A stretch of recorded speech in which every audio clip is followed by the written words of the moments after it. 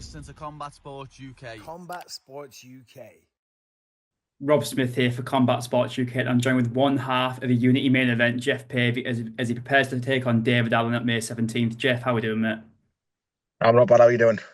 I'm very good, mate. So you've got a huge fight coming up. You're part of the Unity main event. You're taking on David Allen in a Northeast middleweight clash. So talk to me about that matchup. Yeah, it's a good matchup. It's a good fight. He thinks I've been dodging him. I've had so many posts on social media saying I wouldn't fight him because I turned the fight down the first time, but I turned it down because of the purse. I didn't turn him down as an opponent. So all this hype that he's generated has actually got me more money. So thank you. And you're coming off a quick turnaround. You literally just fought like a few weeks ago at BFC. You made your pro debut. Obviously, the fight was a bit of a bizarre one. Nothing on your end. It was more on your opponent's side. Can I tell you what happened there? It was a bit of a strange one. Yeah, he quit. Honestly, he took the beating and he quit. I did get him with a groin shot, which wasn't as bad as he made out to be. And then he's had 3 minutes to recover. He's come out swinging. Noticed that his shots weren't affecting me. I've given him like 6 elbows, and 3 knees, and he just thought none of that and quit.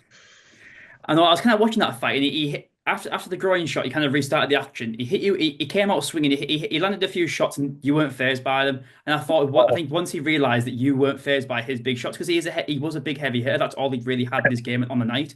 One thing, once he realised that you could take his shot, he was kind of like, "Oh, I'm in trouble here." Yeah, and then I grappled with him, got him in a few elbows, a few knees, and he thought, you know what? No. And so, yeah, this Allen matchup, it's been talked about for a while because you two are kind of on the rise at the same time. You're both from the Northeast, probably the two best middleweights in the Northeast right now. And Yeah. there is a bit of bad blood there. I saw on his social media, he put a post saying like, "Oh, I'm going to shut this delusional guy up. I'm going to make him eat his words." That annoyed me, to be fair, because if you look on my social media, I'll put a post on saying I respect him, I respect his coaches, I respect his gym, and then he started chatting shit about me. So he's going to see, he's going to find out. I'm telling you. And so, were you expecting a more respectful matchup? Because, like I said, there seems to be a bit of bad blood between this. Were you expecting more like cordial, respectful, like build up to this one? Yeah, well, I don't actually know him personally. You know, like I've never met him. I've seen him fight. I thought he was okay. I respect him as a fighter. I respect his record. But after the shit he's been saying on his stories, all that respect's gone out the window, and I'm coming to take his fucking head clean off.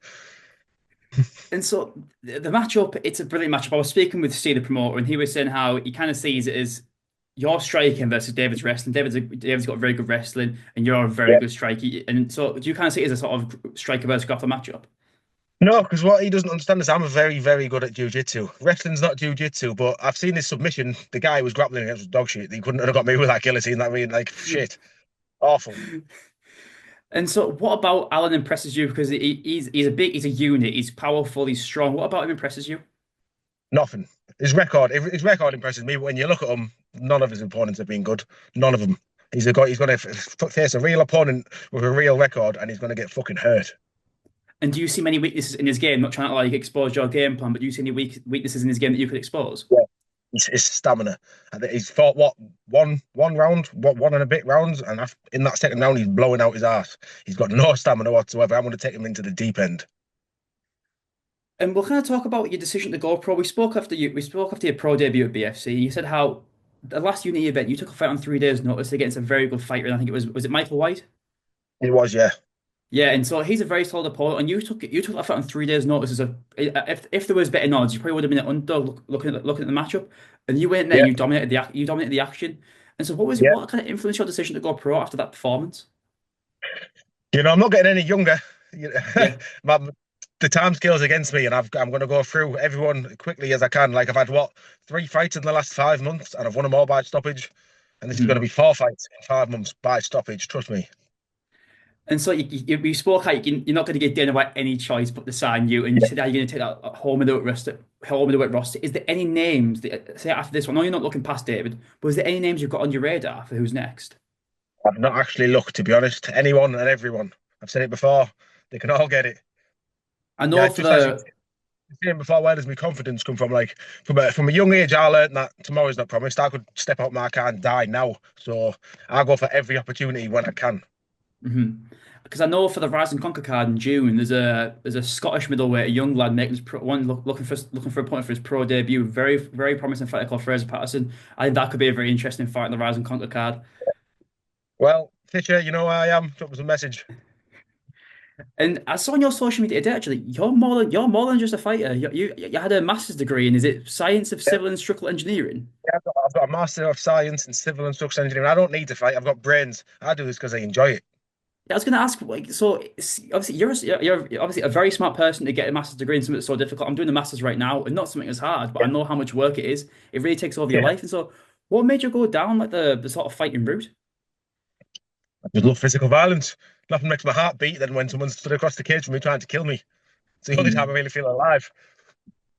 And so, did you grow up as a fighter? Because obviously you said you started quite late. Did you grow up fighting, or was it something you kind of discovered later Yeah, on in life that you really I've enjoyed? been started getting into scraps my entire life. Anyone that knew me from school, I was fighting every other week. I was normally excluded. So honestly, to get me to get a master's degree, I don't even know. I've done it to be honest. I was never at school. I was always excluded. And so, I don't want to keep you too long. I know that you're a busy man. So, I've got a few final questions. Can we get a final message to the Unity fans and what they can expect from you on the night? Violence, a lot of violence. If he thinks it's going to be an easy fight, he's in for a big mistake. I'm not his normal plum he's been fighting. I'm coming to take heads off. And can we get a message to your opponent? Dave, I respected you. Now that respect's gone. I'm coming for you. And can we get the official prediction for the fight? Round one, knockout. Well, Geoff, it's been a real pleasure speaking to you. I've enjoyed this one, mate. And this fight, when Steve gave me the call and he was like, because he meant you. I know I was speaking to both of you, both kind of teased the fight, and then Steve called me Yeah. that same night and he was like, I think you know what the fight's going to be, and I was like, I know the fight. I think the fight just made sense. I think, and actually the one thing I did want to bring up, I completely forgot about actually, was I want to show respect to you and both David because you see early on in people's pro careers, they kind of fight journeyman, lower level guys at the start.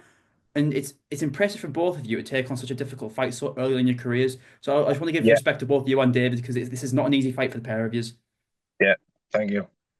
And to Geoff, once again, thank you very much for coming there, mate. And I look forward to seeing you on fight night. Yeah, you'll see me in that winner's circle. Class, mate. Best of luck.